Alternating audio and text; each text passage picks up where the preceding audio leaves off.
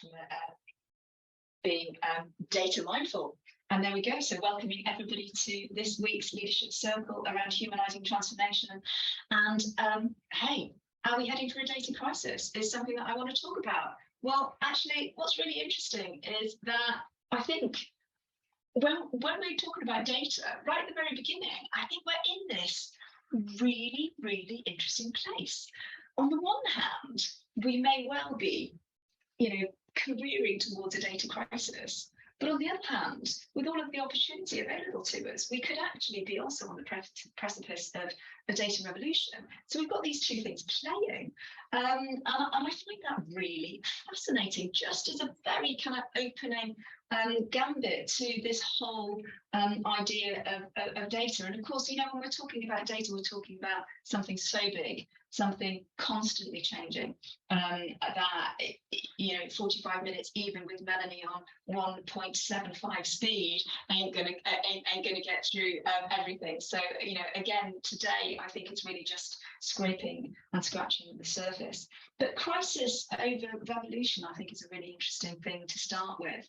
And when we're talking about crisis, really what we're talking about is the lack of skill and confidence at a workforce level around data. And there really is, and you can see on the top right hand side there, only 25% of surveyed employees feel a sense of confidence around data. And interestingly, given that is all employees, that 25% are most likely to be in roles that have got some sort of data competency requirement to them. So really, really, really interesting.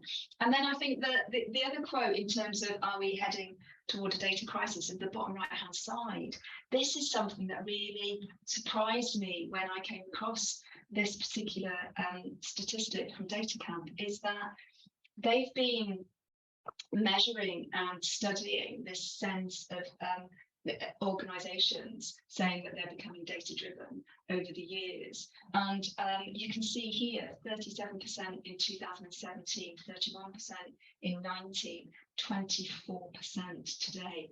So the number of organisations that are saying they are successfully becoming data driven is on a steady decline. And yet we're pumping in money, and transformation is becoming an incredible priority, etc., etc., etc. So this crisis element is really, really profound. And equally, at the same time, we've got wonderful things happening. We've got a reskilling revolution that the World Economic Forum talk about, and the fastest growth rate of roles that are emerging now and forecasted in the next 5 years all have a data element to them. So we know this stuff is big, and we know that the opportunity is big, but equally our present situation is grappling with something that feels more like a crisis. So it's how are we able to, through the concept of humanising transformation, potentially address some of this.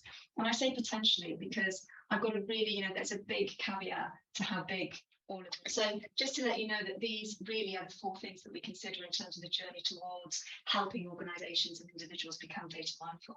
So data mindfulness for us really is how we look at these 4 areas. So there's 4 quadrants to data mindfulness. It's connection, it's health, it's flow, and its accountability. So we're looking at these 4 areas. When we're talking about data mindfulness and in bringing it into context of humanising transformation, the one thing that I will say to you is this: first and foremost, it's about role modelling.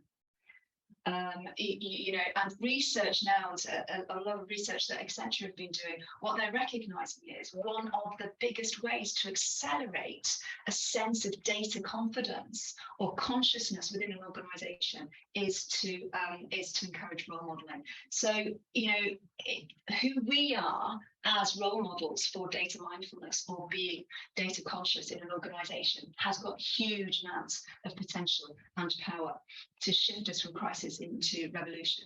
So what I want to do is I just want to give us a little bit of a smorgasbord for how we individually as practitioners in transformation can ourselves role model connection, flow, help and accountability.